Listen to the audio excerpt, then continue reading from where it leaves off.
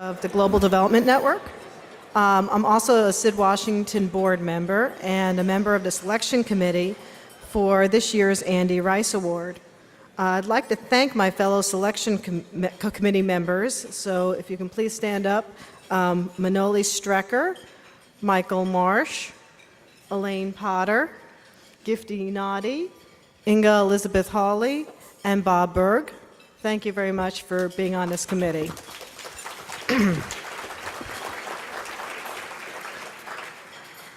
Special thanks to Bob Berg. He's the real force behind the Rice Award and the previous Truman Award. He's been generous in providing not only financial support, but also his time and effort. He's traveling this month. As a matter of fact, he's in Turkey today, and unfortunately can't be here in person, but I know that he shares with me tremendous appreciation for the person who inspired this award, Andy Rice. And we are very fortunate to have Andy Rice's wife, Connie Rice, here with us today. So thank you, Connie, for coming. We appreciate it.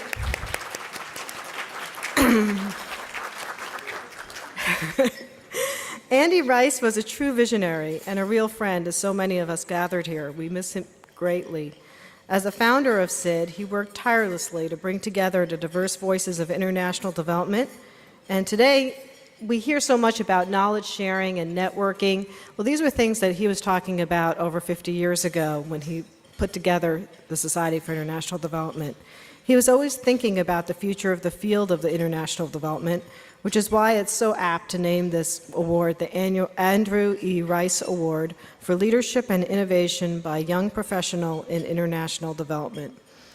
This year, we had a particularly outstanding group of applicants, and we'd like to thank everyone who applied and everyone who sent in a recommendation for someone.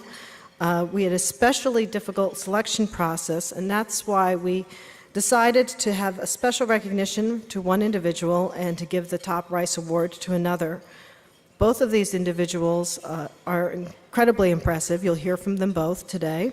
They happen to both come from the MENA region, and each has shown in their own way tremendous dedication and commitment to justice and human rights in the region. They deserve the support of the international development community, as well as our congratulations. So let me introduce you to Mohammed Al-Abdallah. It is significant that he's been working on the current conflict of Syria and is looking to make a difference in the future through his work at the Syria Justice and Accountability Center. He'll tell you a little bit about his work. So, Mohammed, thank you.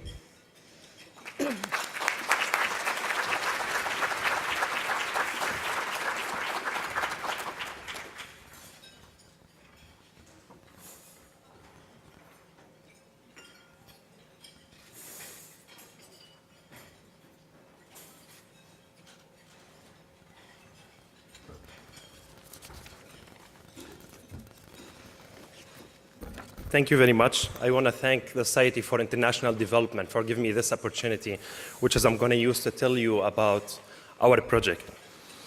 My name is Mohammed Abdallah. I'm the Executive Director of the Syria Justice and Accountability Center. What we do in the Syria Justice and Accountability Center, or SJAC as we call it, we're a dedicated team for promoting justice and accountability in Syria. It is a very difficult mission during a conflict that's ongoing, and lots of people being killed from both sides, and violation being committed from all parties in the conflict.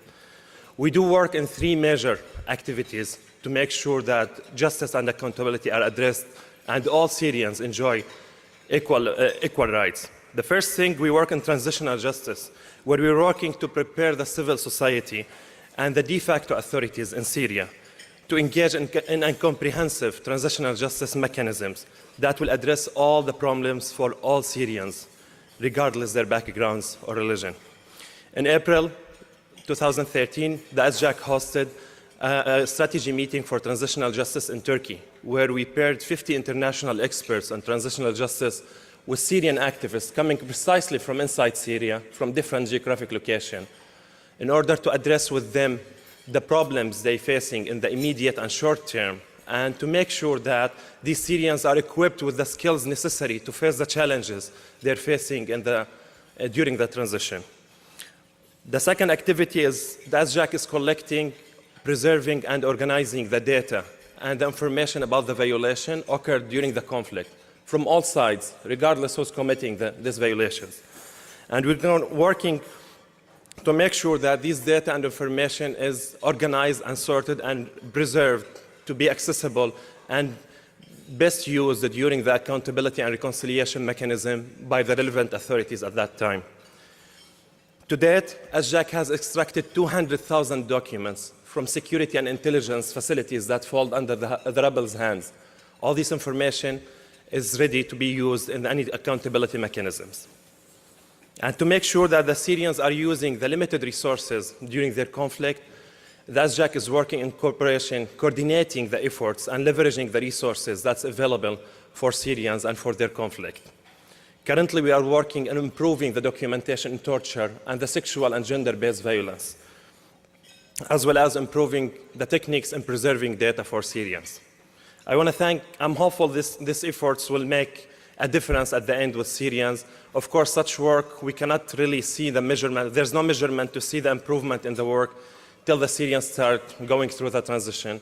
But I want to thank all the Syrian activists who's risking their lives to work in documenting human rights violations and to share this information with the groups like us and other international organizations. I want to thank the SJAC team for their dedication and hard work to make this effort happen and to make a difference in Syria. And I want to thank my colleagues in IREX for their dedication and their hard work to make our project successful. Thank you very much.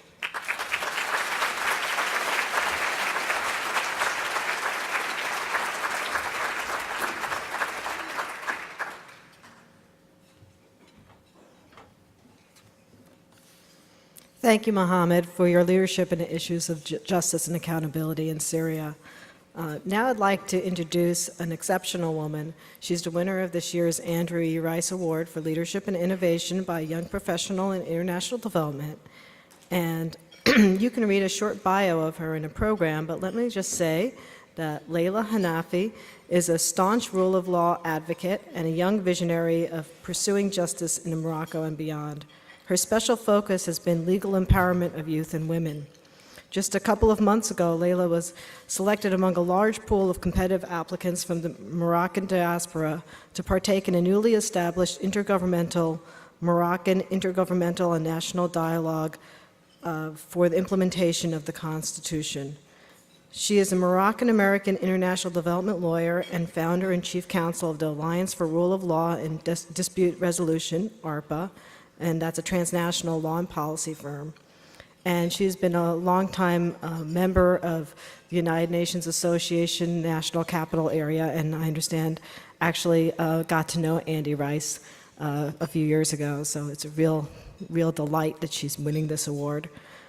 She's currently a visiting doctoral researcher in law at the United Nations University in Belgium and a PhD applicant and lecturer at Kent University. She received her BA from American University, her MA from Georgetown University, and her LLM in International and Comparative Law from George Washington University Law School. So she's very well represented here in the DC area and with our schools of higher education. We're really delighted to present this award to Layla Hanafi for her outstanding passion, commitment, creativity, and impact in the field of international development. So please join me in congratulating Layla, who will now tell us more about her important work.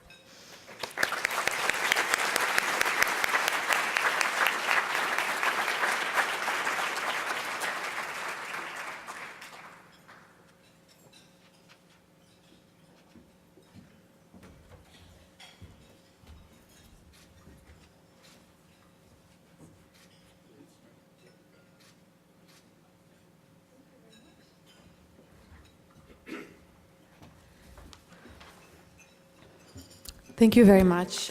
It is an honor to be selected as the 2013 recipient of the Andrew Rice Award for Young Leadership and Innovation. And I would like to take this opportunity to thank the DC chapter of the Society for International Development for their confidence in my work to continue down promotion of international development. Needless to say, Andrew Rice, a founder and visionary of the Society for International Development, was a tireless advocate of promoting and mentoring youth in development. I was inspired by his work when I first met him a few years ago at the United Nations Association right here in Washington, D.C. And I was telling Connie that a few years ago we had a committee on education that Andrew Rice was chairing. And it was such an honor as a young professional at that time to work with him and interact with him and learn from him. So I believe that this award really would enable me to exemplify SID's mission and Rice's vision in my work in DC and across the Arab world, a commitment to advancing international development excellence and to the discourse of rule of law and good governance promotion in the Middle East and North Africa region. So I'm here today honored to address this exceptional gathering of development practitioners and leaders devoted, as a person devoted to the promotion of development in the Arab world and especially Morocco, where I'm from. I always knew I wanted to pursue a career in international law and development since I come from a family of development practitioners and diplomats, so I knew I wanted to follow down that path. And I had the opportunity to grow up in the DC area where I knew that it would be a campus for me for development and development opportunities. So I had the opportunity to serve in leadership opportunities at a very young age and give back to youth in my part of the world. Today, the crisis across the Middle East and North Africa is showing me that greater citizen participation and better governance are crucial for the promotion of development. And one of the lessons of the recent MENA awakening has been the urgent need to reach out more to the civil society and more consistently to civil society groups. And for me, personally, over the last few years, that is one portion of the MENA region that I've been engaging with a lot because the civil society is emerging. In some countries, it's burgeoning more than others, and it's an honor to work with them in such a crucial time in the region's development. So as a young Arab American and Moroccan American development lawyer, having grown in Morocco and Africa and in the US, I feel the need to interrelate development through especially legal rights of youth and youth empowerment, because the youth constitute more than 50% of the population, especially in a region where you have 100 or more million youth, such as the Middle East and North Africa. The region boasts these young people, but unfortunately they are excluded in some parts of the region. But in my home country, Morocco, we're starting to witness a little bit of change. Earlier this year, as was mentioned, I was selected among a pool of multidisciplinary, multi-sectoral leaders to join what is called the Moroccan Intergovernmental Commission on National Dialogue for the Implementation of the Constitution. So through this role and through this commission and initiative that's being commissioned by the Premiership and by the Ministry of Civil Society in Morocco, we really hope that we can show that Morocco could be a landmark model in bringing the Moroccan civil society to the forefront, especially that we have over 80,000 NGOs in the country. So just to conclude, I would say that the historical changes that are engulfing parts of the Middle East and North Africa region is an opportunity for all of us, especially in the international development community, to take a step back and rethink the paradigm of youth and youth inclusion in these critical times to ensure that it's a way of work that's inclusive and not prescriptive. As my generation, and I still consider myself young, experiences an unprecedented level of interaction and interdependence throughout the world, I can only hope that in the years to come, we will still have the idealism of youth to take risks and look beyond obstacles and develop innovative solutions to create positive change in the world and for me, in my part of the world, the Middle East and North Africa region. So thank you very much for your attention. Thank you.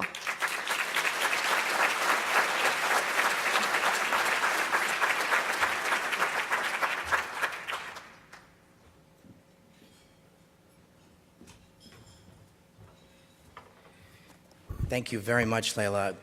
We are all inspired by what you had to say. Thank you so much, really tremendous.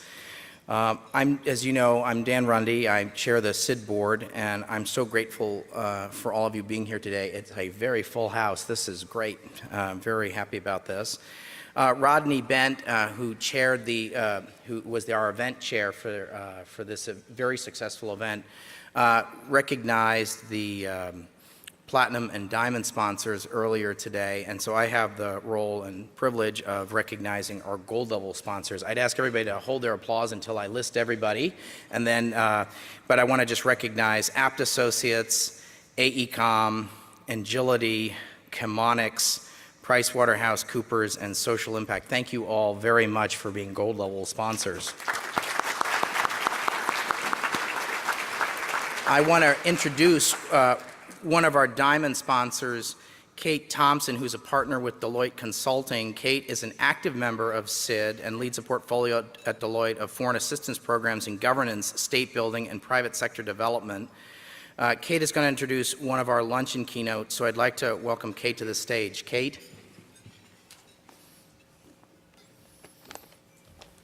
Thank you very much, Dan. Thank you. Good afternoon, everyone. It's really my great honor to introduce Henrietta Fore, our keynote speaker for the luncheon. I first heard Henrietta Fore speak in 2007. She had just been appointed to lead the U.S. Agency for International Development as its administrator, and its first, and so far only, woman to ever hold that position.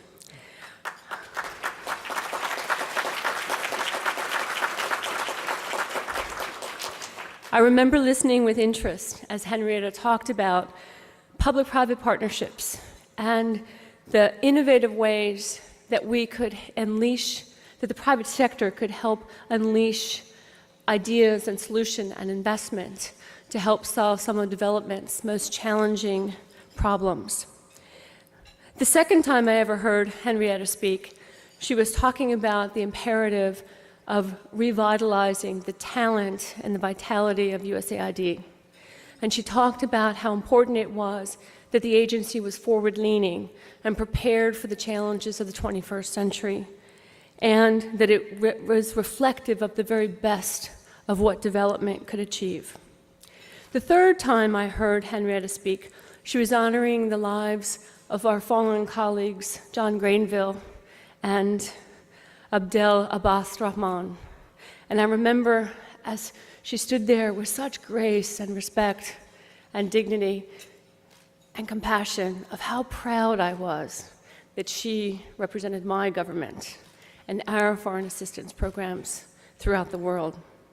5 years later, many of the initiatives and much of the vision that Henrietta Fore seeded then is taking bloom under USAID Forward today.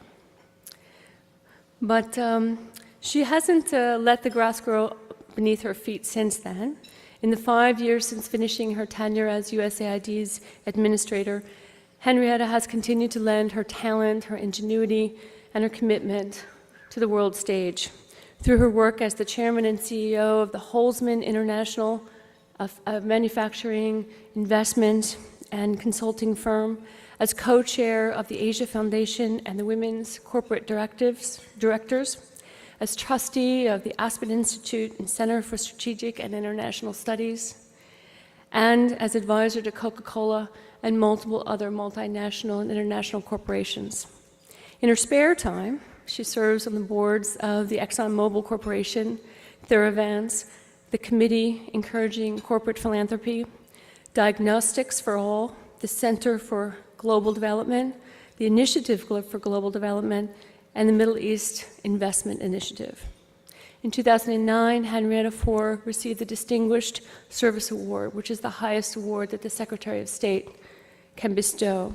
In 2005, she received the Alexander Hamilton Award, which is the highest award that the Department of Treasury can bestow for her work as the Director of the United States Mint. It is my great pleasure to introduce this extraordinary woman whose leadership and pioneering spirit, her energy, and her incredible grace has inspired 2 generations of civil servants, development practitioners, the private sector, and citizens in pursuit of a better world. I give you Henrietta Fore.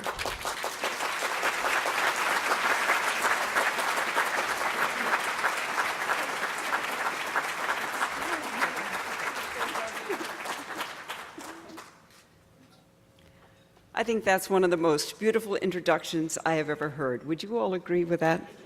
Kate, thank you. It's a wonderful sisterhood in development. So, Kate, thank you. Catherine and Dan, thank you very much. And congratulations, Leila. This is a remarkable experience that you have had, and the contributions that you and Mohammed will be contributing are just exceptional. And it's important for all of us to really help the talent that is coming along, following in many of our footsteps, but many of the paths will be brand new. So thank you. I'm delighted to be here with the Society for International Development at the 2013 annual conference. I've gotten so used to calling this SID Washington, it's almost difficult to say the full name. But I thank you all for being here and for sharing your experiences with one another. One of the greatest moments for me is to see so many friends on panels and in the audience today. And I'm sure that's true for all of you. There's something very unique about this particular field in that you really get to know each other. You become lifelong friends. You work in the field, you work in cities around the world together, and it's just, it's a wonderful, tight-knit family.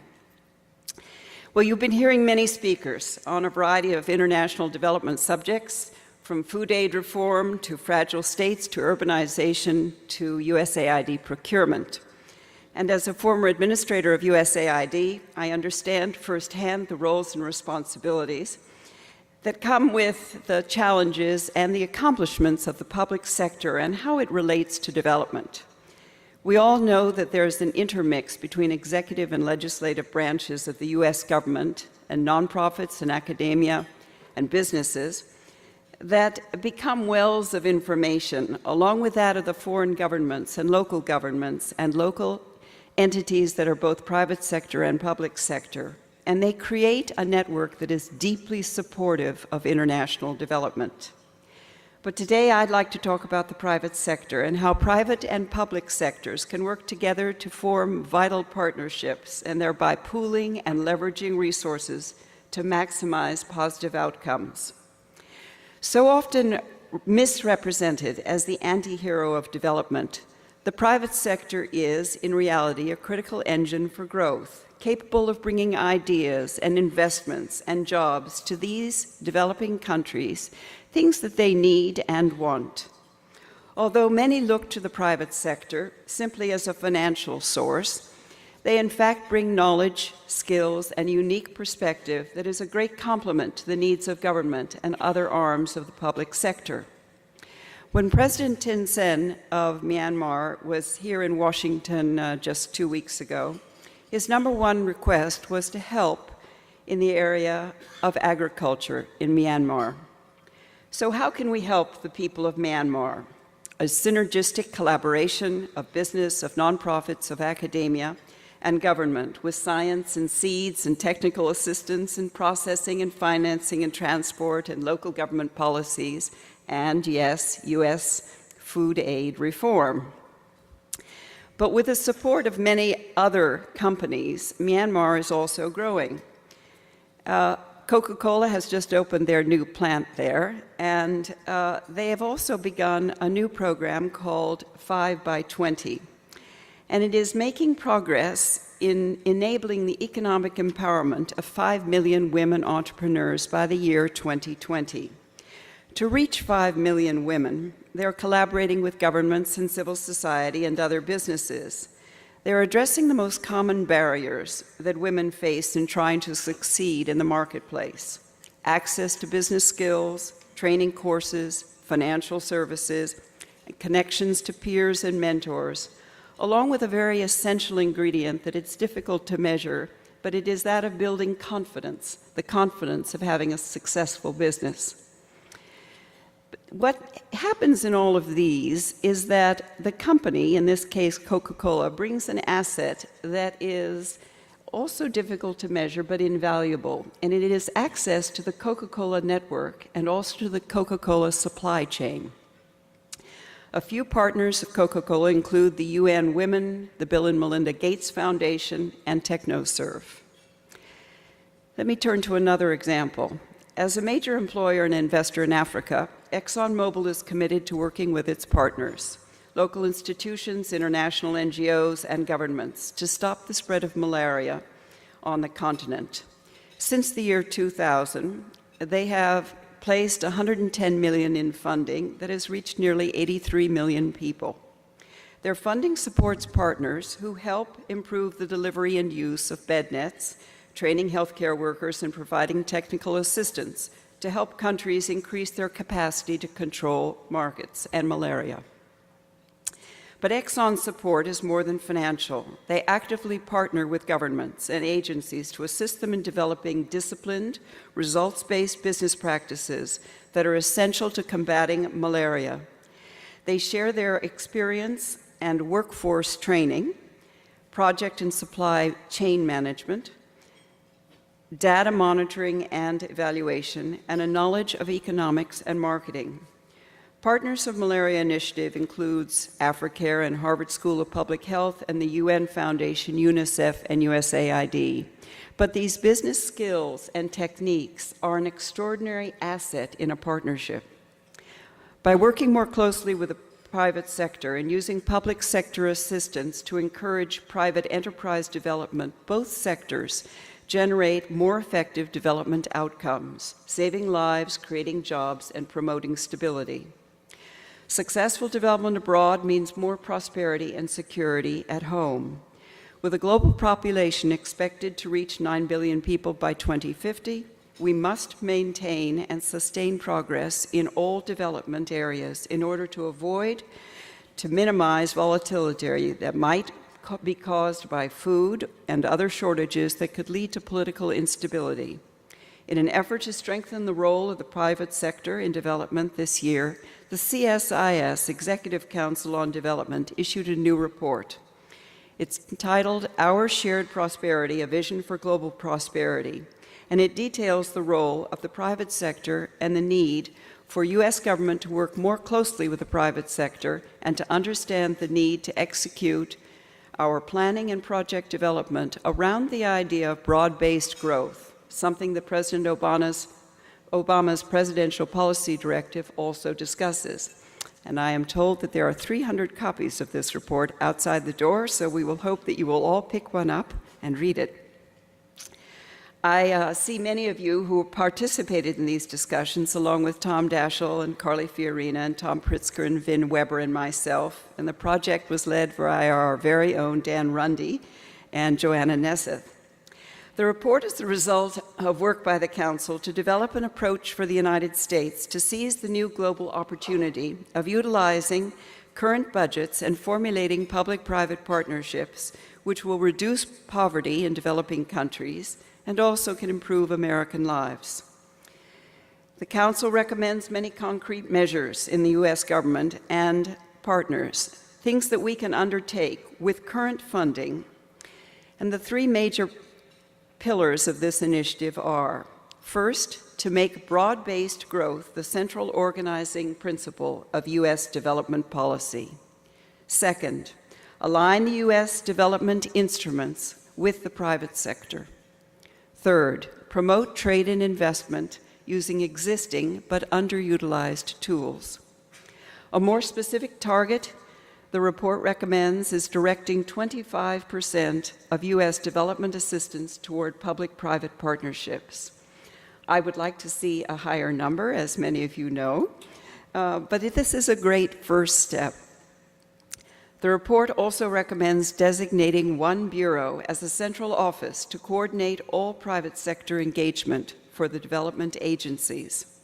It also suggests hiring personnel with backgrounds in the private sector to encourage exchanges between development agencies and business. An additional recommendation is that each U.S. embassy formalizes country-based systems for communicating with American companies and NGOs operating in country. It recommends that USAID missions and embassies coordinate outreach to companies and design development, trade, and investment activities to leverage private investments for growth. They must also have greater flexibility in programming funds, designing projects and activities with partners. Further, the report recommends that U.S. development agencies and programs better utilize U.S. business operations to build training programs to enhance local workforces and prepare local companies to compete globally. By linking our trade, investment, and development policies far more closely, we will leverage their unique strengths in ways that work together. While the United States is a leader in the field of public-private partnerships, far more can be done to increase the breadth and depth of this expansion globally. Let me turn to two areas where the United States has large unmet opportunities and challenges for the years ahead. The first is Asia, and the second is the Middle East. In both cases, but for different reasons in cultures, environments, and history, they are seeking stability and growth. Like a coin, on one side is stability, on the other side is growth, inextricably linked. As the world recognizes the importance of Asia and its driving access to affordable food, water, and energy, the demands of its fast-growing middle classes is an all-absorbing activity. It has implications for all facets of development and business collaborations. An Asia Society report with Rhodium Group analyzed the benefits of Chinese foreign direct investment. The report estimated that by 2020, some $1 trillion to $2 trillion of new investment capital will have flowed out of China into the US, Asia, Latin America, and Europe. It will have an enormous impact on developing countries and change the patterns of development. As Chinese President Xi and President Barack Obama prepare for their meeting tomorrow at the former Annenberg estate, the flows of public and private investments, of intellectual capital and cybersecurity, of jobs and education will be a strong part of the discussion. Growth and stability will be foremost for Asian countries, as it will be foremost for countries in the Middle East and in the Maghreb. From mortgage finance facilities for Palestinian homebuyers to mobile banking for Tunisians, from creating jobs to inspiring entrepreneurs, the pairing of skills and capital for growth and stability will be a driving force for the next decade in the Middle East and North Africa. The public-private partnerships in all these countries need to be driven by local businesses and nonprofits, by civil society leaders and the diaspora, and linked with organizations and businesses in the United States and elsewhere around the world. The networks that all of you are aiding, fostering entrepreneurship and access to finance and education and job skills and training and science and technology and cross-border exchanges, these will be the fabric of social stability and growth. Finally, the question we all need to ask ourselves is, how do we get better in our work? I was in New York yesterday at the Committee for Encouraging Corporate Philanthropy with award winners who carried some of the future trends. So let me mention a few. The first is IBM for their Smart Cities Challenge. At the request of a mayor, they send in small teams of employees for 3 to 6 weeks to solve problems of how a city becomes a smarter city. So the first lesson here is that the leadership in a local community, it can be the mayor of Nairobi or of New Orleans, must define a problem and must ask for help. It must be locally generated, and local leaders must be passionate for development. Second, IBM is growing their own people.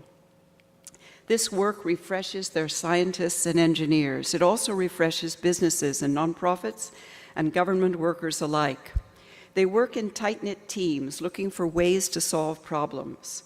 We all could do more of this. It becomes a learning experience where every public and private partner sends one of their people into a development team. Mosaic was also an award winner, and they focus on agriculture and increasing yields at the farm level. So the third lesson is to focus on what you want to accomplish, to get neither too broad nor distracted. The fourth trend that Mosaic embodied is a trend to give products and expertise rather than cash. Pharmaceutical companies have been donating drugs and hospital supplies, while companies like Mosaic increase the yields for smallholder farmers using their logistics and their expertise in agriculture and ecosystems. The fifth lesson was from partners in school innovation, and it is to measure every step. To measure before you design a program, and to measure for various stakeholders. This is what education, the Millennium Development Goals, and Congress have in common. The sixth lesson is to write a 1 or 2 page summary of a project so others can learn from it, and that you communicate and pass on your learnings inside and outside the SID network. And the seventh trend on how we can be better in our work is more partnering with entities in your same sector. So nonprofit organizations pairing with nonprofit organizations, private voluntary organizations pairing with private voluntary organizations, business pairing with business, local governments pairing with other local governments, so they become multidisciplinary, multi-stakeholder, small effective teams focused on results. This is an interesting new trend. To our Western eyes, it can look like collaborating with your competition, but it means you really understand your partner, another sister NGO. It also means you can share the risk and financing if you're a business or a local government.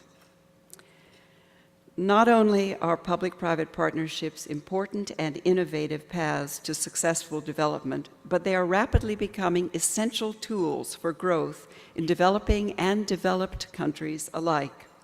And new doors are opening every day to these collaborative opportunities on a global scale. So let us welcome them. Again, I thank you for being here and for all of you being here and talking with each other, and I would welcome any questions. So let me ask Dan Runde if he would like to come up and be our moderator. Thank you.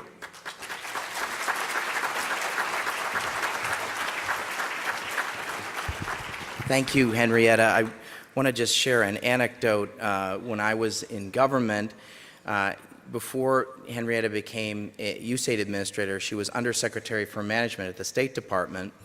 And Henrietta decided when she was Undersecretary of Management at the State Department that the State Department needed to do a better job of opening up the State Department to professionals from the private sector and from civil society to have a window into the State Department. Some of you may have heard of the Franklin Fellows Program. Well, the Franklin Fellows Program was something that Henrietta Fore created and is one of her legacies in government service. And we took that idea when we put the CSIS report together to say that we need to have a variety of ways to engage civil society, the private sector, philanthropy, and others.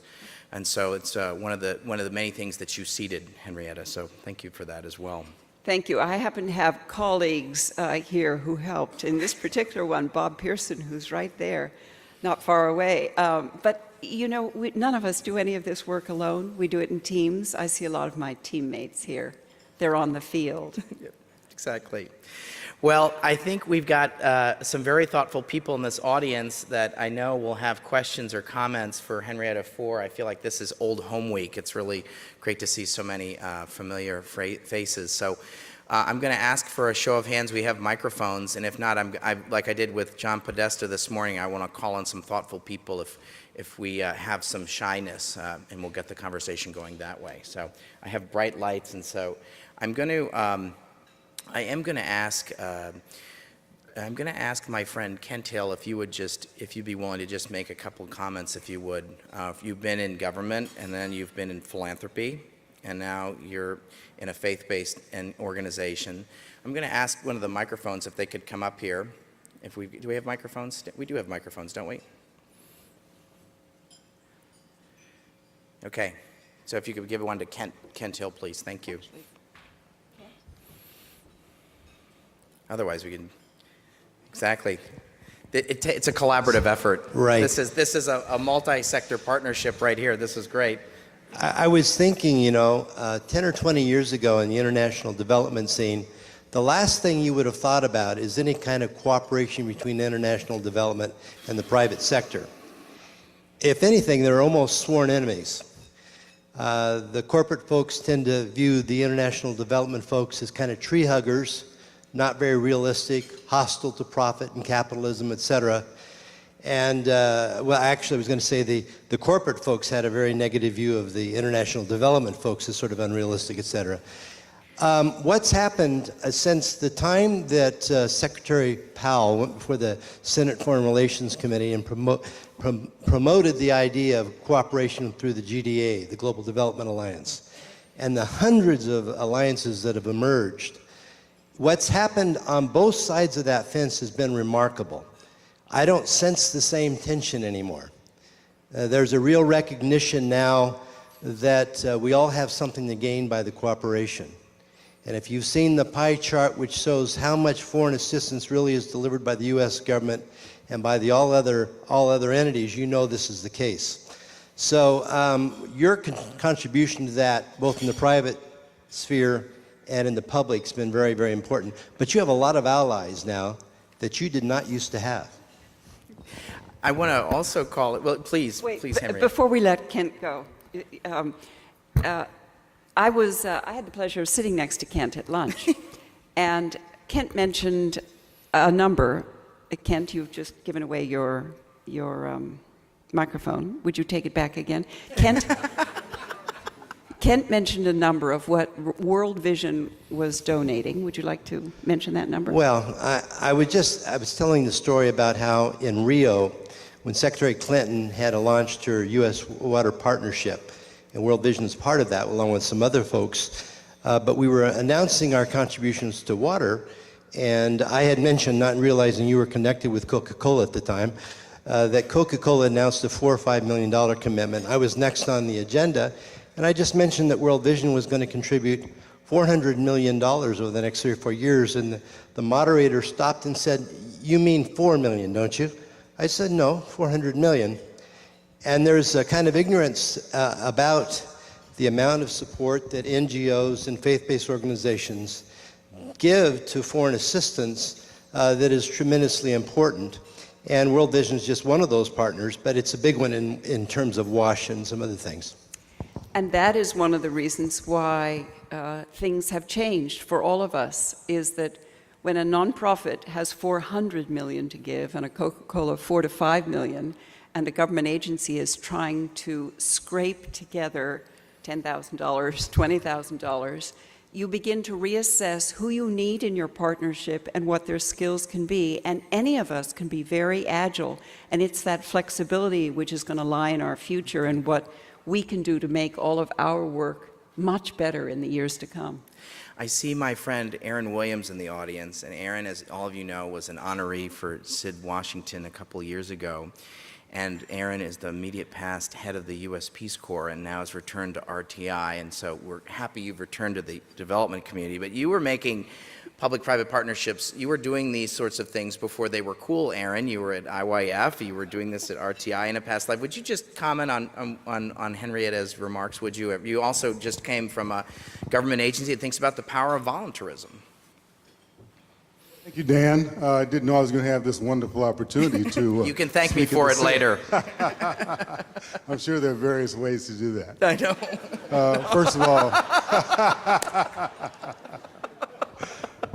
First of all, Henrietta, thank you for being such a wonderful speaker as always, and thank you for your leadership in this sector. You've been really inspiration to us all, and I've always felt myself very fortunate to have been your colleague. In terms of what your remarks, I mean, of course, it's really music to my ears because this has always been something that I've worked on my entire career in the development field. And I guess I'd like to ask you a couple of questions. First of all, what are the 1 or 2 things that you think the public sector can do, the government can do, and those of us in the development community can do to make sure that we stimulate these kinds of public-private partnerships that are so important in order to trigger the continued flow and engagement of the private sector in development? That would be my suggestion in terms of something you might want to comment on. Thanks. Thank you, Aaron. And it is great fun to have friends that you've known now for decades, and you watch them as they take on new roles, and they just do them brilliantly. So you were a great Peace Corps director, Aaron. Yeah, absolutely.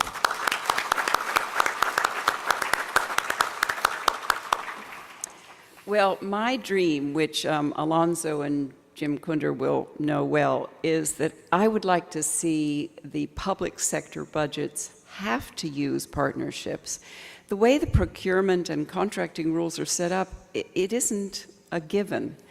But if we could create pools of capital and pools of expertise, it would open up this field in a flexible, effective way. So, I mean, that would be my dream. And I think that in the CSIS report, starting with designating 25% of the budget toward public-private partnerships would help, but you want the rigidity of the system to be opened up and for there to be little bridges and little pathways across the cones of financing, the cones of sectoral expertise, and that's what would just break open this whole industry. It would be remarkable. It'd be like the web coming to the field of development.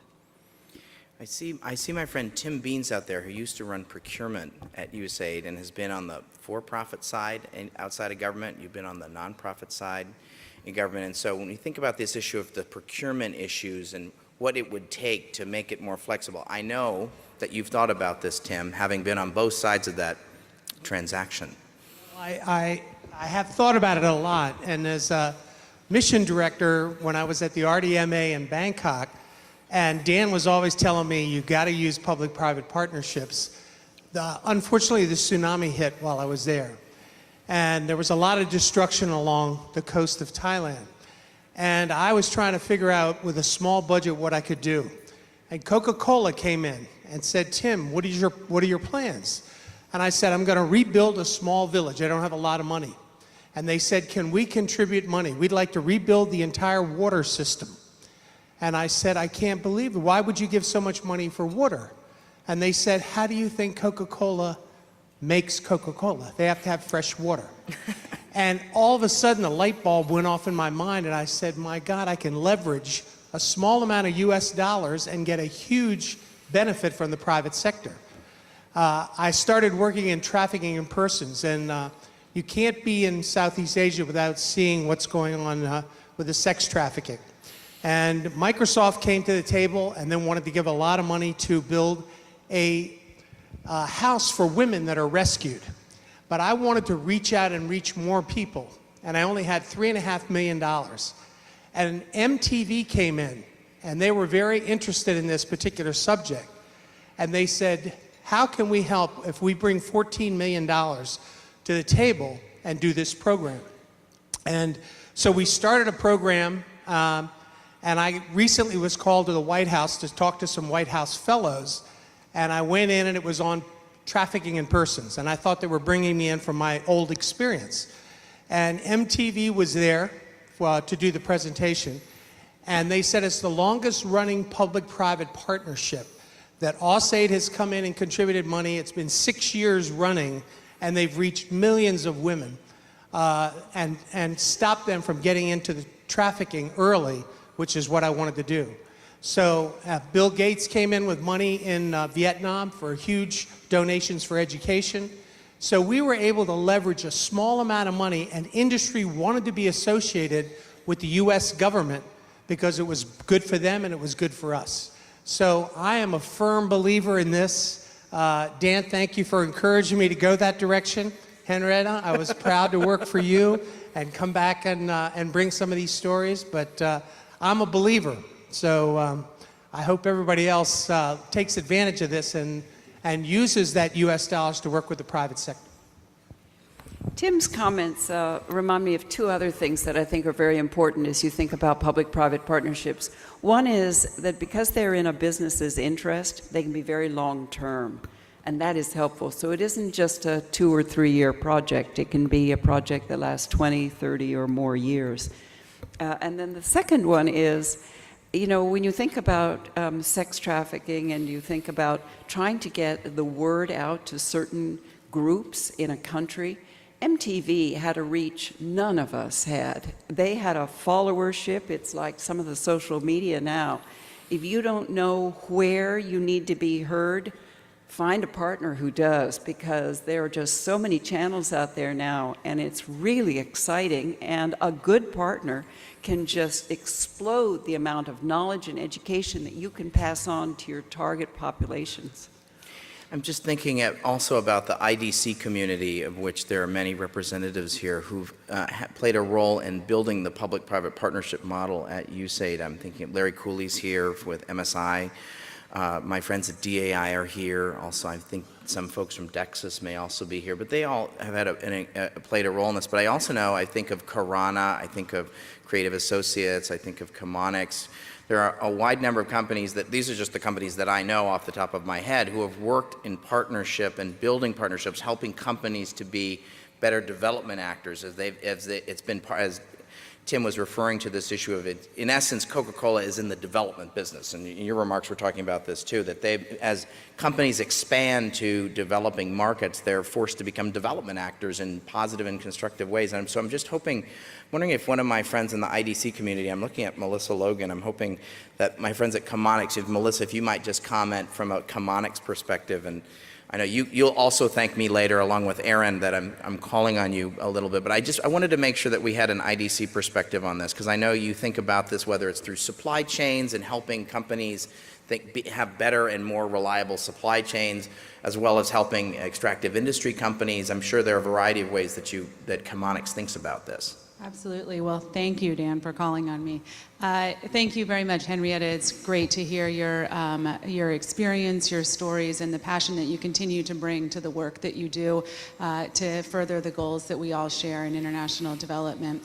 I would say that public-private partnerships are part and parcel to everything that we do. The international development community, all the organizations that you mentioned, we all work in partnership with one another, as well as with our partners in the NGO community and the private business community. So we actually see incredible power in the sharing a competitor one day as a partner the next day, and we think that there is a lot of benefit that can be derived for our beneficiaries when we're working in close collaboration with one another. When we think of public-private partnerships, we define them in that broad way, and we also look at engaging with universities, figuring out how we can create. We see the development dollar, as Tim said, as the catalyst for bringing together relationships which need to sustain well beyond that development dollar that the U.S. government or other donors are able to contribute. So we see ourselves as in that catalytic role of bringing local businesses together with international buyers, to bring local universities together with international private sector firms, as you said, in agriculture, working in Feed the Future, trying to figure out whether there's new and better ways for seed production and distribution. So we look at those partnerships in a very, very broad way, and I think many of us look at how do we use that investment in a very catalytic way to create those partnerships that will sustain well beyond the life of any given project, because development doesn't take 2 or 3 years. Indeed, it takes 20 or 30. So thanks, Dan. Thanks, Melissa. Great. Henrietta, it's great to have you. Thank you so much for being here. Thanks for your service. Can we ask Kate to say Yeah, a word? well, can we ask Kate to do that? Kate, could we ask you to say a word, if you would, please? You have a microphone. Could we get a microphone for our friend Kate Booth? It's over here. Right? Oh, I meant Kate. Oh, excuse me, Kate from Deloitte. Thank you. Please, sorry.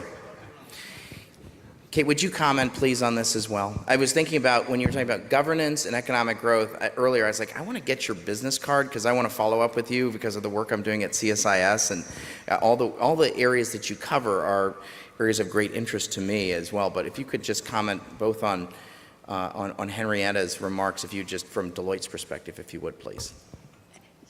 Yes, and thank you. Thank you very much. Since the first time I ever heard you talk about public-private partnerships, it's been a keen interest, not only from myself, but also for my colleagues, and I think many of those in this room. I think we at Deloitte straddle an interesting position because we are both a development firm, do a lot of development work, but we also have this amazing clientele of the multinationals and the internationals that have such potential to play in this space. And we've really spent the last 2 to 3 years talking to them about how we can bring them in and how we can reduce some of the barriers to make it more easier for them to play and more worthwhile for them to join us in these ventures. I think the area that sort of most struck me is the procurement area. How do we really use sort of the existing framework to help make it easier, help increase it from 25% to 50% to where it's part of every single development project that we do. Those are some of the things that we grapple with, and those are some of the things that I think we're gaining some traction with. We'd like to see more dialogue around it and more thought leadership, I think, around how we reduce some of those barriers to make it more widespread. Yeah, good. Okay, Henrietta, this has been such a joy to have you. Thank you for being with us. Thanks. Please, thank you.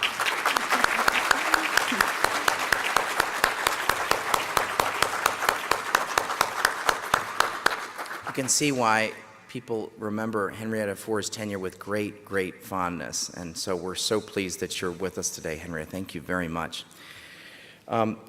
It's a real personal pleasure to introduce my very good friend, Charito Cruvant, who's the president and CEO of Creative Associates International. Charito's been just a great personal friend, but also been just a fabulous supporter of SID and the work that we've done. And she's going to be coming up to introduce Tom Carothers from Carnegie Endowment, who's going to be speaking to us about his new book. But really, please, Charito, if you'd come up. Please welcome Charito Cruvant. Hello. This is a good lunch. It's not only good food, but it's a terrific opportunity to be together. So I do have a great task today, and it's a real privilege for me to be able to have this task, and so hopefully I will not mess it up. But I'd like to be sure that from now on, after I finish my introductions, that all of you really put on your thinking cap. Because when we come to opportunities like this ones where we network, we learn, we encourage ourselves to continue working towards our mission of development. But there are some times where we also have the great joy to really learn from the thinkers, to learn from those who have not only the wisdom and the grace to share their knowledge, the people who have been in different areas of the world, and they have had the opportunity to take the time, think, and write. So today I'm going to introduce Tom Carothers, and if you know Spanish, es bien difícil decir ese nombre. Tom Carothers. So I hope I do it. From now on, I will say Tom. Tom is a vice president for the studies at the Carnegie Endowment for International Peace, and he is both an attorney and a practitioner. But he really is a thinker. And you know, sometimes you probably have had the experience to kind of meet thinkers that they're thinking so much that they can't explain something that's complex in a simple way. Well, Tom has that gift. He can put complex issues in ways that all of us who are running to do the right thing for the right reason. We need the lesson, but we need it fast. We need it with the wisdom, we need it with the experience, and also we need it with the humility that comes from someone who's done so much, but he's still willing to share with us his knowledge. So Tom has been working at the International Peace for more than 20 years now. He is both a lawyer and he's worked in many different settings. He worked at the State Department. He worked for the private sector in a very, very successful law practice. So when he speaks, he can bring all those experiences to us. But he has a heart. His heart is that he wants to be sure that people throughout the world succeed, that people throughout the world have the opportunity to make decisions for themselves. I have had the opportunity to read some of his, and you know, I'm dyslexic, so when I read, he must be good. On democracy issues, on elections. But he's evolved into helping us think through the role of us in development and really all of us confronting politics. Not to run away from it, but to understand and to be able to integrate our mission, our skills, our passion with the reality that we do live in a world of politics. So let me now introduce one more time Tom. Thank you again.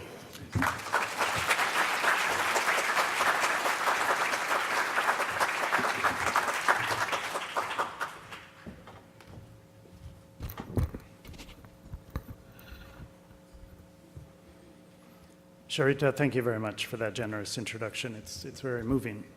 And thanks to the organizers for having me here today, and thanks to all of you for listening. I hope my remarks can be useful and interesting to you. The field of development assistance is haunted by a nagging fear. On the one hand, we hope, on a good day, we believe that this field is advancing, that we're learning, that we're putting our learning into practice, that we're becoming more effective, that we're solving more problems. Yet on a bad day, and there are more than a few for any serious practitioner, we wonder, are we caught in a cycle of endless repetition of ideas in which old ideas from the past surge into the present, often under new labels, and we think, haven't we tried that before? Haven't we been there before? Are we really advancing? Is this a river of development that we're in, or is this a whirlpool that we're caught in? It's troubling. When I was writing this book with my co-author, Deanne de Gramont, who couldn't be here today, she's at Oxford currently, we used to play a game, or she would play a game with me. She would send me an excerpt from a policy statement by a major donor, or a description of a policy or a program, and the title of the email message to me would be, Guess the Decade. And I would read this quote about what sounded like a terrific community empowerment program in Bolivia.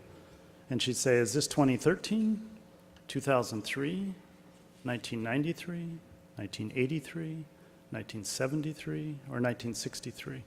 And I had to get within 7 years, or else I'd lose lunch that day or whatever the bet happened to be. And it was hard. And if we had more time today, I'd pose some of them up here and we'd have clickers and we'd vote on them. And it would be a challenge. Now, in recent years, everywhere in the development community that I go, and I do get around a bit, there's an enormous amount of talk about politics and development. Aid providers talk about taking politics into account, being political, thinking politically, acting politically. As the Minister for Development in the United Kingdom, Hilary Benn, said in 2006, making socioeconomic progress is about making the politics better. There's a lot of talk about politics, and there's a lot of attempt to incorporate thinking and action on politics into development. How significant is this? I happen to believe, and the reason we wrote this book, is that it's a fundamental advance. It's not just another enthusiasm, a relabeling of something from the past. But although it's a fundamental advance, there's a tremendous amount of incoherence, I find, within aid organizations, within recipient or beneficiary countries, a lot of incoherence about what this means, what it consists of, what we should do about it, and a lot of conflict and confusion and uncertainty.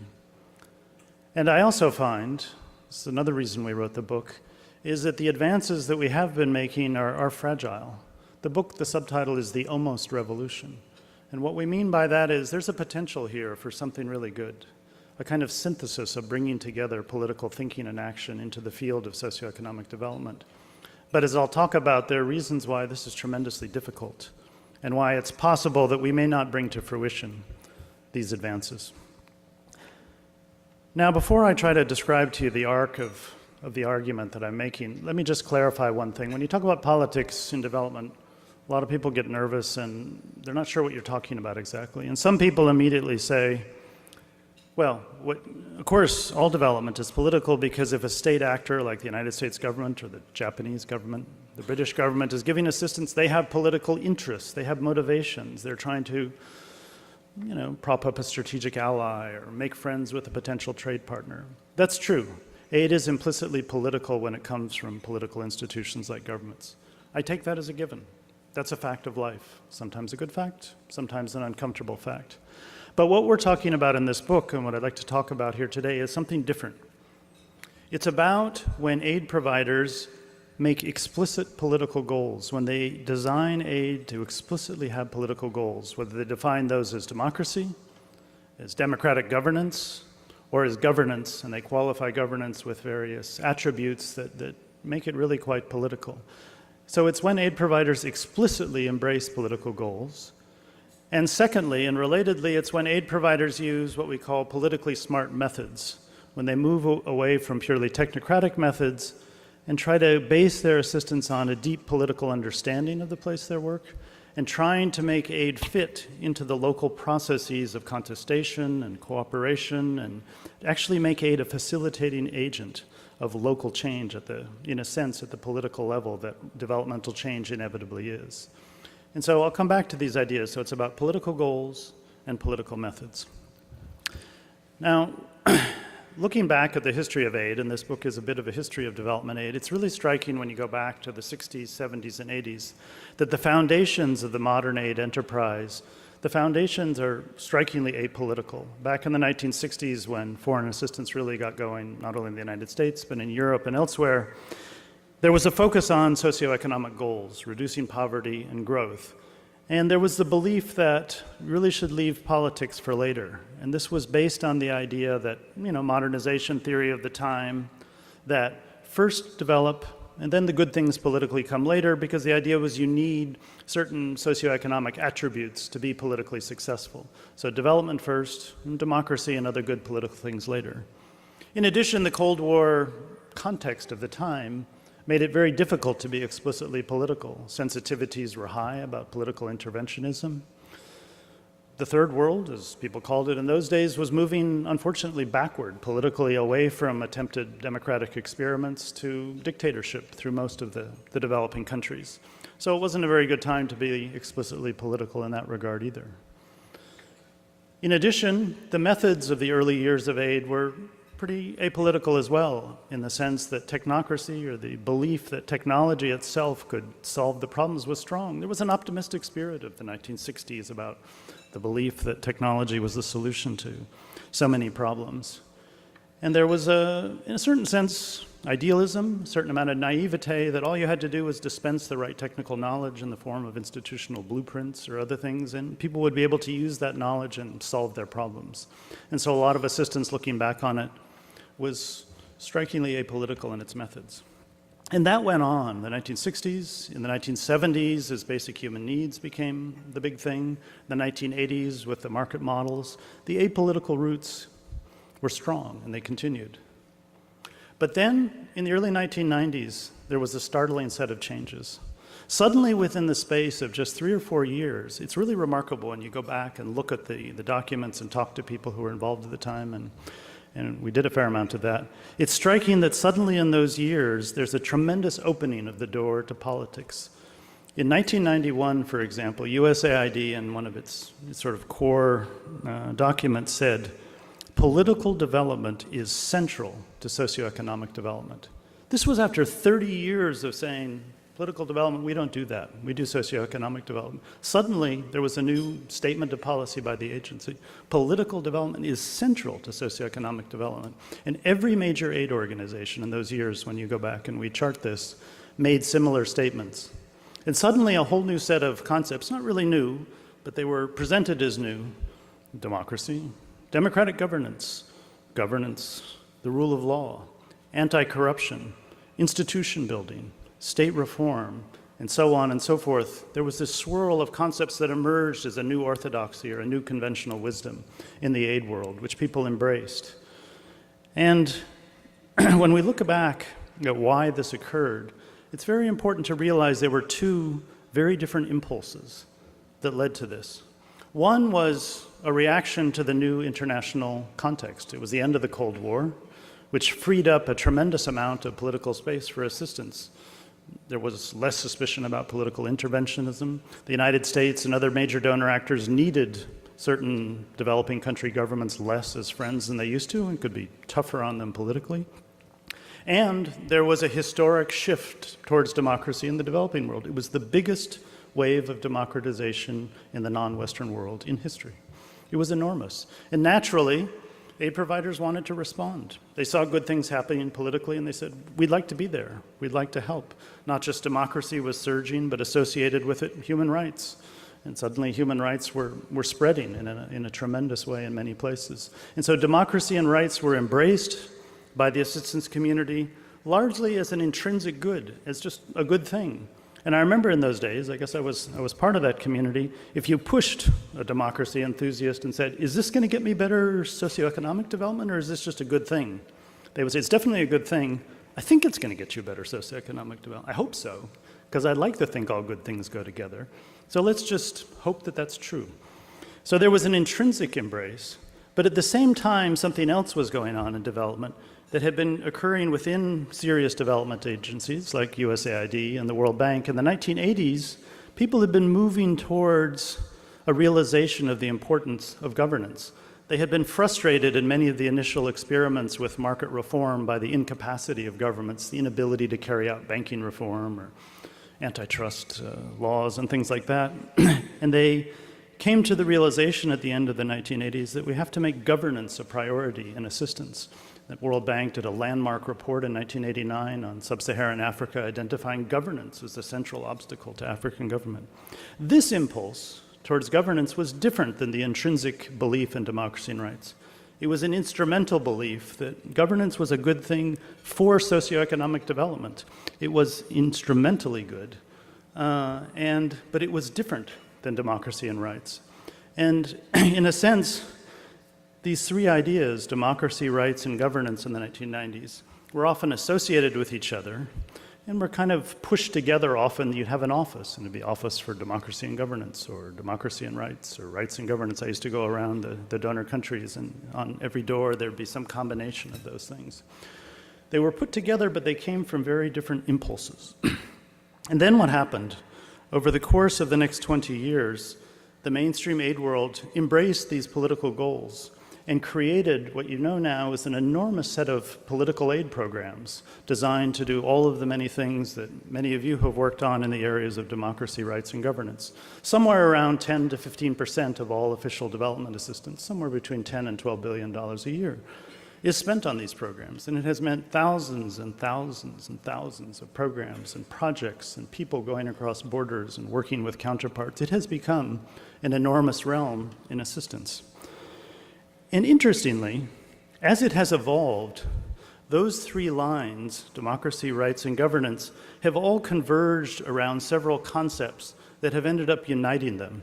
And these concepts today have become, in a sense, untouchable goods within the aid-providing world. And any time I'm in a meeting in the last couple of years in a room full of especially senior aid officials or working level, if you say these four words that I'm about to say, everyone in the room will nod. I guarantee you, it's a sure thing. They will nod and say, yeah, that's it. What are those four words? Accountability, participation, transparency, and inclusion. I see people nodding. You can't be against these things. You have to be Darth Vader. And so for the governance people, these are the way they like to describe governance because they're not too political. You could go to the government of Vietnam or probably the government of China and sit down and say, you do want to be accountable to your citizens. Pretty hard for a governing official to say, no, we're unaccountable. You're not asking them to be democratic, but but you are asking them to have a certain relationship with their citizens. That's a political relationship, but you're not giving it a name beyond something that sounds like an accountant ought to do, not a political scientist. Democracy people, when they hear these four magic words, they also like them because they think accountability, they think, haha, the real way you get accountability is elections. So once they agree to the concept, we've got the Trojan horse of accountability in there, and we're headed for democracy. And participation, we know what that means. That means voting and good things like that. So democracy people are perfectly happy with these as well. The rights people, I was just in Scandinavia last week, giving a couple of these presentations, they love these terms. That's the rights-based approach for the Danish government, which is just launching a new rights-based approach: participation, transparency, accountability, and inclusion. And so these four terms have become where the field has evolved to in this embrace of political goals. What about political methods? I mentioned that there are two halves to this story.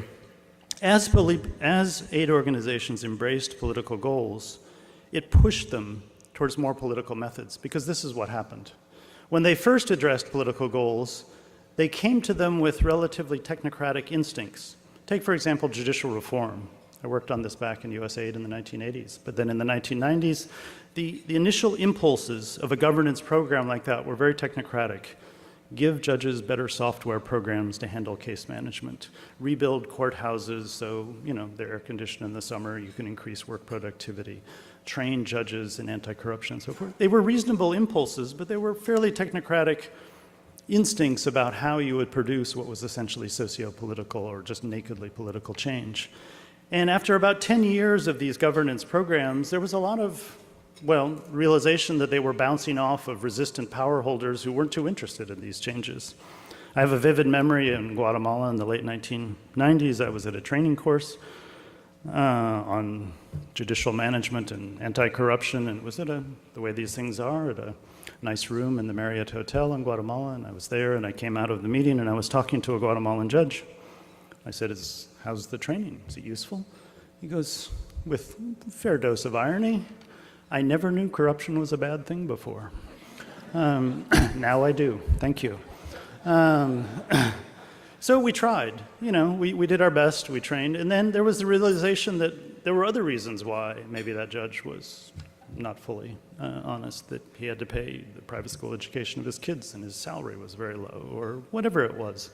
And so political methods began emerging in the form first of political understanding. It was in those years aid organizations began to get serious about carrying out political analyses of the local context in which they worked. DFID, the Swedish government, the World Bank, USAID, the European Union, and others have moved over the last 15 years towards political economy analyses, which they carry out sometimes of a whole country, sometimes of a sector, sometimes of a problem.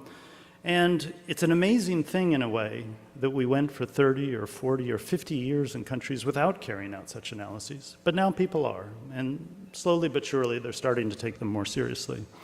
But it isn't just understanding that drives more politically smart development. It was also the realization that if there's resistance to change in the power holders, we need to work with those who are suffering as a result of the bad governance, the citizens. And this tremendous opening up of what the World Bank calls demand-side reform is a response to the problem of bouncing off top-down approaches to governance. And there's, as you know, been this tremendous movement over the last 10 or 15 years for aid providers to work on the bottom-up, the grassroots, the citizen side, the demand side, whatever they happen to call it, voice and accountability and so forth. And this reflects an effort to actually engage in a political struggle to insert yourself in the power relationship between the power holder and the citizen. So in both these ways, this embrace of political methods, the movement towards political goals, a kind of revolution is taking place. And when I describe it this way, it sounds fairly obvious, both in sort of, you recognize, think, yeah, I've watched that happen. I've seen that happen. And I think also it makes sense. How could we have excluded these political aspirations that people have alongside their socioeconomic ones? How could we have operated without thinking carefully about being politically smart? So are we there? Is that it? Unfortunately, we're not. There are a number of fairly big and in some ways increasing reasons why bringing this revolution to fruition is difficult. Let me just go through a few of them, and I'll finish up. One of them is that, of course, there's the reality that it is still the case that aid coming from governments does serve other interests that sometimes cut against our lofty political goals. We support democracy and democratic governance and the rule of law and so forth. But then we see patterns in assistance that are a result of security considerations or other considerations that don't match those words. That's an unfortunate fact, but it's the case. Secondly, and this I think is actually central, is that within most mainstream aid organizations, there is still considerable doubt and resistance both about the intrinsic rationale and the instrumental rationale. What do I mean by this? On the intrinsic side, if you wake up many macroeconomists at 3 in the morning, it's not something I recommend, but if you do it and say, what is development? I can assure you most will say either reducing poverty or growth. They will not say human rights or democratic governance or more participation. There's still a strong feeling among many developmentalists that yes, those are all nice things, but they're kind of frosting on the cake. Isn't development really about material betterment? And that battle over what is intrinsic to development, it's still really deeply in question in many places. On the instrumental side, the hopeful belief that we had in the early 1990s that all good things go together, that sort of Western-style governance, if you will lead to better socioeconomic outcomes, it's still a matter of tremendous debate among scholars. I mean, look at last year, the book that came out by Acemoglu and Robinson, an interesting book called Why Nations Fail, arguing that it's inclusive institutions that are the key to successful, sustained socioeconomic development. Isn't it amazing that 60 years after we started doing this, people are still arguing over what is the exact relationship between political development and socioeconomic development. And that book, a powerful statement, but there are other people who hold up the China model and say, yeah, but how did they manage to lift 400 million people out of poverty if they don't have inclusive institutions? So how powerful is your model? And we chronicle at some length in one chapter of the book this continuing debate over the instrumental agenda. And within most mainstream aid organizations, you have partisans who over here will think, sounds good, but deep down, I'm not convinced that this governance or democracy agenda is really so good for the development goals that I have defined my way, versus people who do believe it. And there's a surprising amount of tension within a number of other organizations about this. So that's a second reason. A third reason is that the assistance world has accumulated a number of just basic bureaucratic structures to give away public funds, and those structures fit poorly with the demands of politically smart development. Politically smart development, a lot of it's what a lot of the organizations here try to do, means being flexible, being nuanced, being long-term when you can, trying not to worry about quick disbursement, but getting things done in a smart way, being inclusive, which takes a longer time. But the bureaucratic structures of giving away public funds are often about do it in a hurry, define your goals up front, don't change them, don't be too flexible, and so forth. And there's a deep tension between the embedded bureaucratic imperatives and what we know is good development. Moreover, the current state of development assistance, which today is just captured by this concern over results and impact. Those are the other two words if you want to make senior officials happy, say results and impact. You could add evidence-based if you really want to put a smile on their face. I met with 3 ministers last week, so I tried out these things in Europe. Those pressures, which come from the fact that unfortunately there's a declining public consensus, particularly in Europe, actually interestingly in some ways more in Europe than here, over, partly because they spend a lot more of their budget on aid in certain ways, but there's a declining consensus on aid. And the reaction to that consensus is we're going to be very tough about showing both parliamentarians and publics and skeptical journalists that we can measure results, have impact, proceed from evidence-based. Those are all good things in principle, but in practice, the way they're put into practice often does cut against flexibility, taking a long-term approach, spending some time learning, investing in labor-intensive kinds of programs, doing more with less. Such an appealing idea doesn't really fit with being politically smart. Being politically smart means spending some time and some money studying and thinking, getting some other people involved in the project, building local capacity to reflect and to work together with you and so forth. And so the results pressure, which is an honest pressure and a serious one which we have to respond to, cuts against this agenda as well. The fourth reason, it's probably the most important and the most difficult, comes from the side of the beneficiaries or the recipients. To some extent, this whole agenda has moved forward from the aid provider world out into the world. And those on the other side are very uncertain. They're skeptical, they're suspicious, in some cases openly hostile to at least parts of it, but they're not always sure which parts, and because we tend to push it all together into common concepts, they have a hard time knowing which parts they like and which parts they don't. Because to some extent, the whole aid business, if you will, was based on a deal.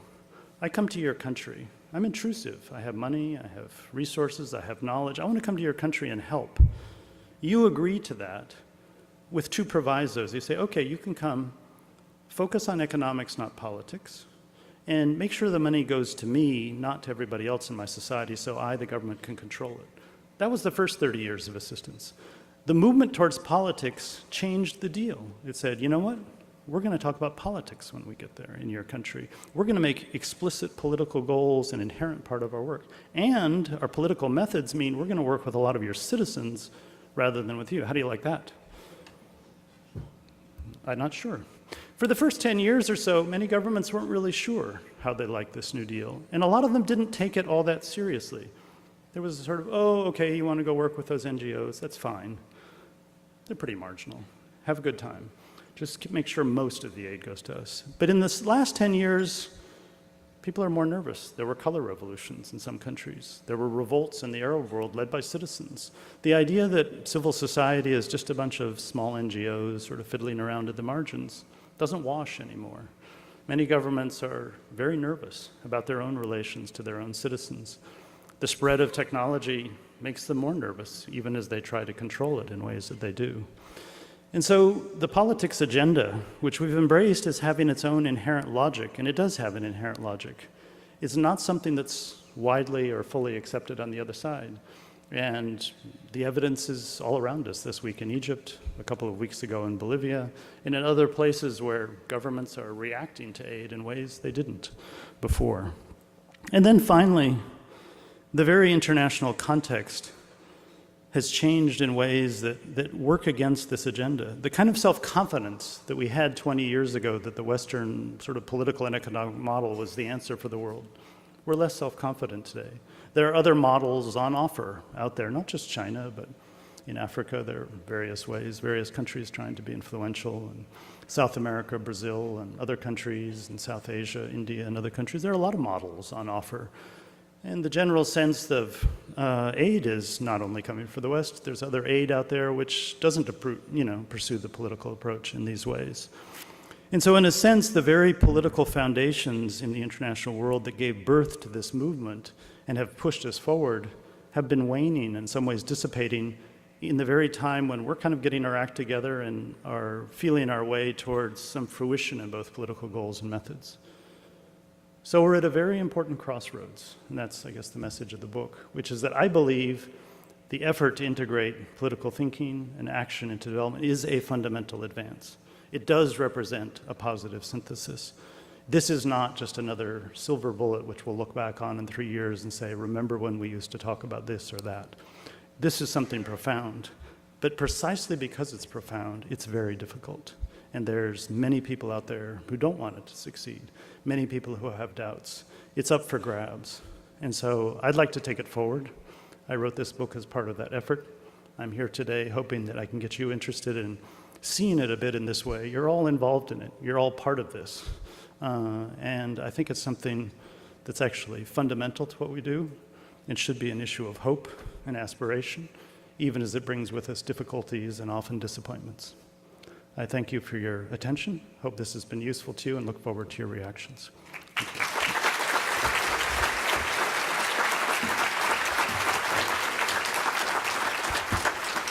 Okay, Tom, sign me up.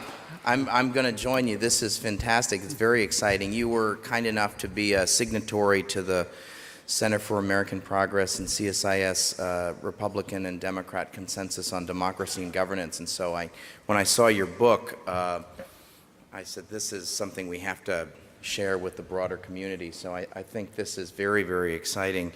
There are a number of very thoughtful people here in the audience who think about democracy, rights, and governance on an ongoing basis. And when I think about the sorts of investments I'd like to see happen with our foreign assistance dollars, I want to see it go to democracy and governance with an emphasis on governance, and I want to see it go to economic growth. And so I'm doing some work at CSIS looking at the governance economic growth nexus that I'll have to follow up with you on. But let me ask, I'm going to start with a question that I know there are a lot of thoughtful people in this audience who have thought about this and work on this on a daily basis.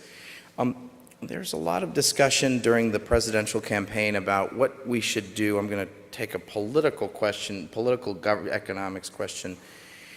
Should we be giving assistance to a country like Egypt? I have a view on that, but I want to ask you that question. I think this is a question that elected representatives, I think thoughtful answers to that in this audience, but I would want to just press you on, because you talked about this in your remarks, or you alluded to it.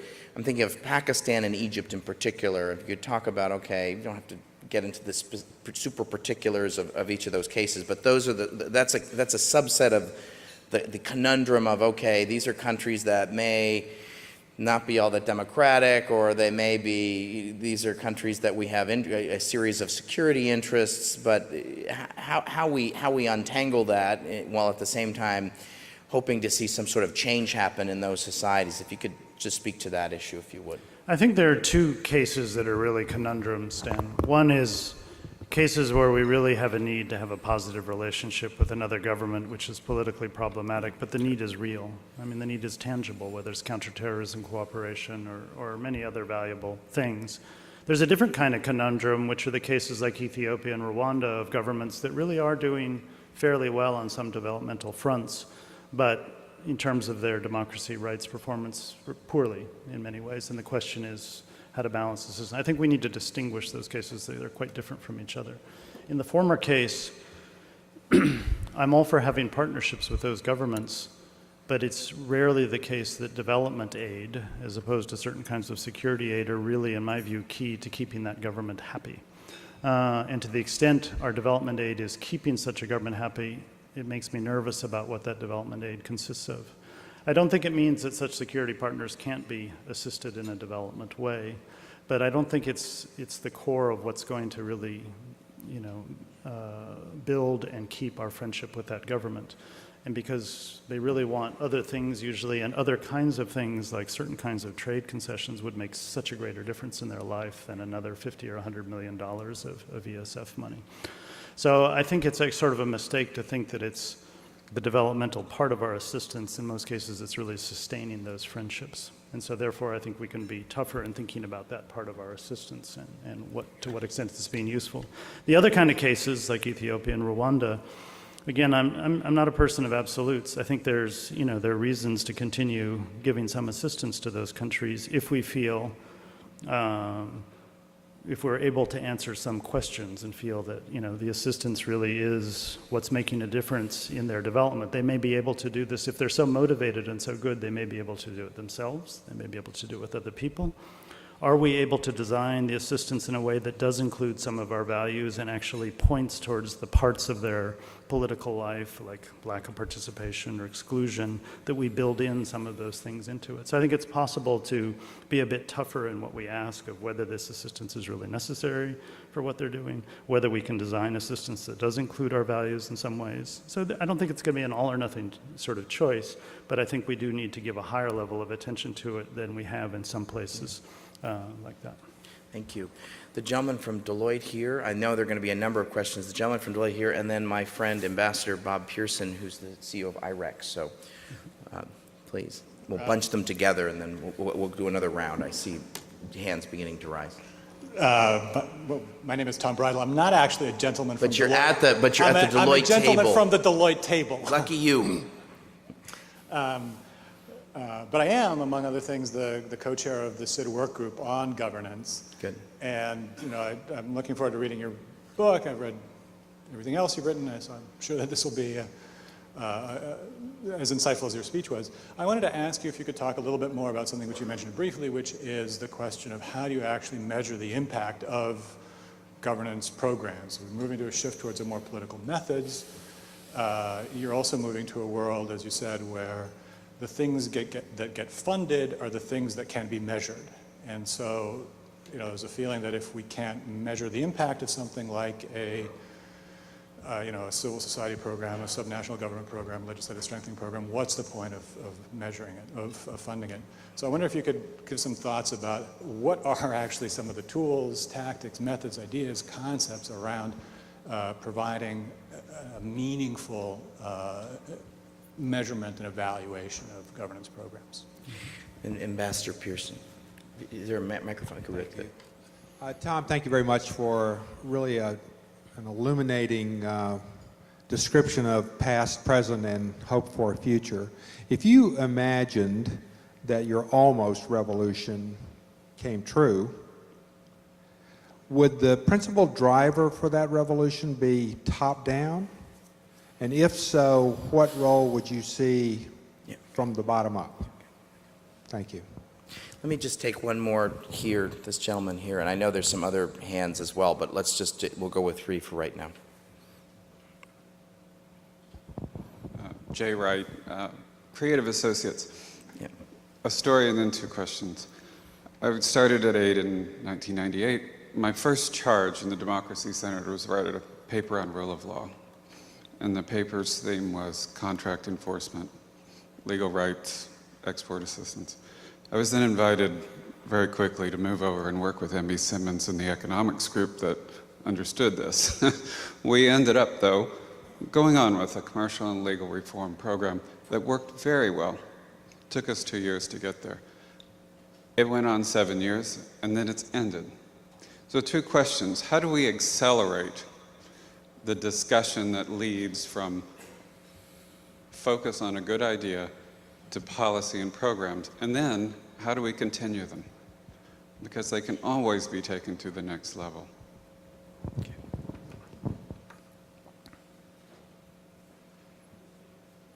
Should I go ahead? Yeah, please.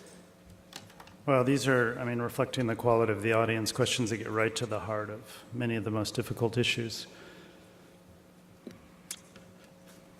I have fairly strong feelings about the question of results management. In one of my books back in 1999 or so, Aiding Democracy Abroad, The Learning Curve, I had a section on this, and the title was The False Dream of Science. I don't believe this is a science, and I believe that the belief that development processes can be reduced or sort of broken into small bits and treated scientifically and then reassembled into kind of mechanistic theories of change will lead us to disaster. That's what I believe. I do believe that it is possible to have an evaluative process that's real, that tells us something about what really the effects of a program were, whether we should modify it, whether we should stop it, whether we should continue it. So I don't think we're blind. I just don't think science. Now, on governance,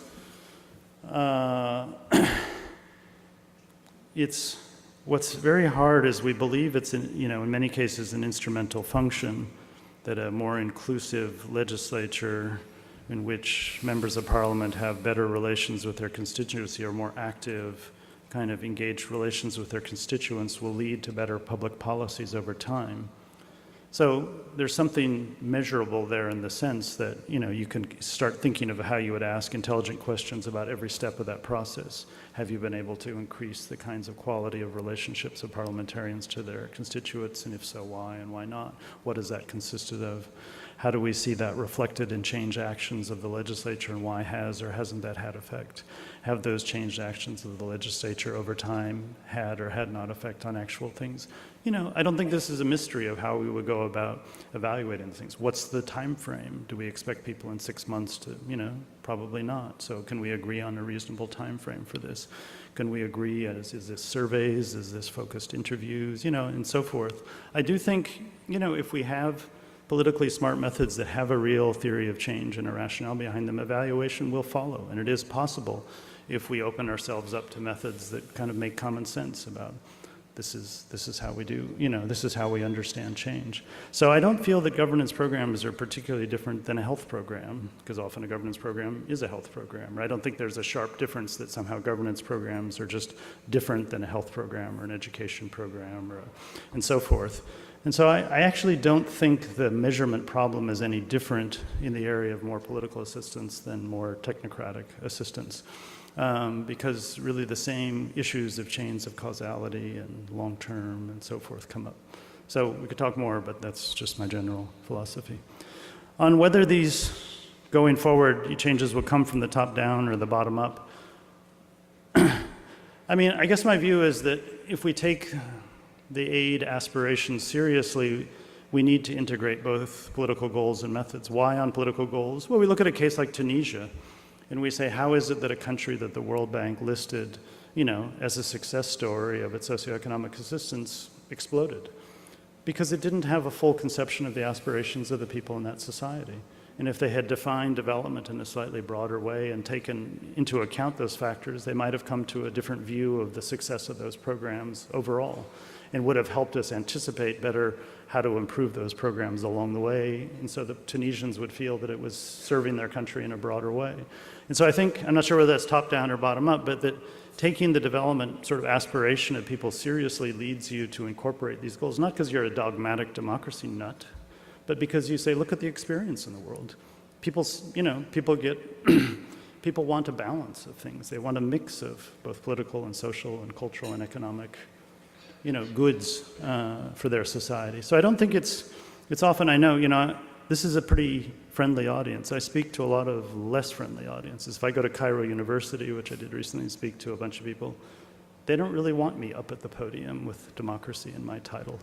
The whole conversation is about that.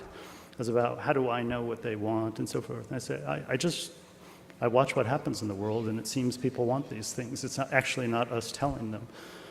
So, and then same with politically smart methods. If we're serious about our assistance really getting into the bloodstream of other countries and making a difference, it will lead us there.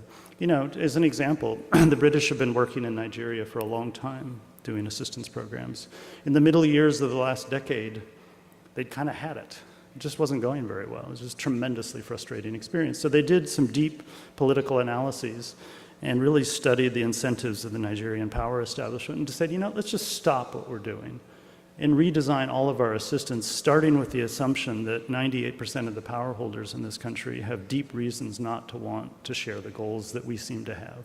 And let's think about who has those goals, what power they have. And they just, started differently. And so politically smart methods didn't come from, I have to be clever and political. It was, it's not working. I'm frustrated. How could I do better? So in both recognizing aspirations, their aspirations for what they really want, and our aspirations to be genuinely helpful, you get to this agenda. And then,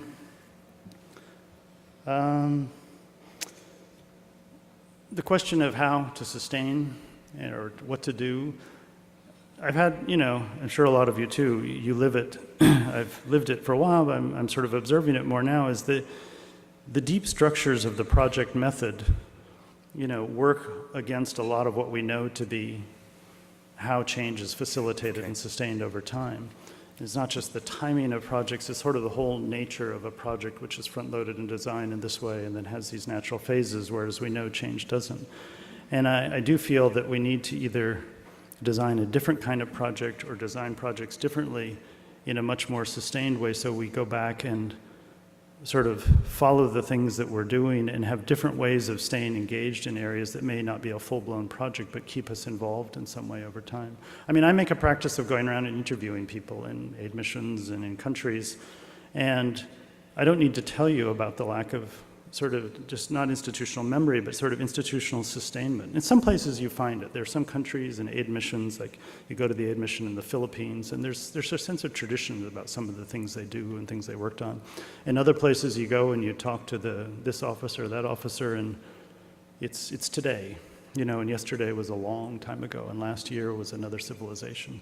And it's frustrating, because the investments were made and smart people did things, and we haven't thought, our projects are designed to have an impact and then to finish, rather than having you could call them echo projects, where maybe you pick up something over time and sustain it and so forth. I know that sounds a bit vague, but I feel this is, again, fundamental to politically smart methods.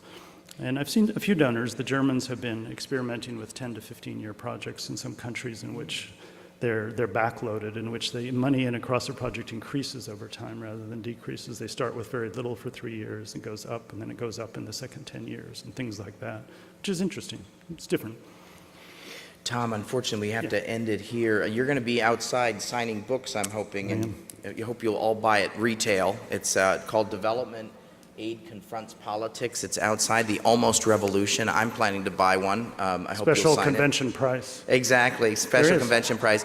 I want to encourage you all to go outside and visit our exhibitors who are outside. We have 50 exhibitors. I would ask you to just spend a minute going out there and saying hello to our friends who've been staffing the stands outside. And then we're going to be reconvening in about 20 minutes. So thank you all very, very much.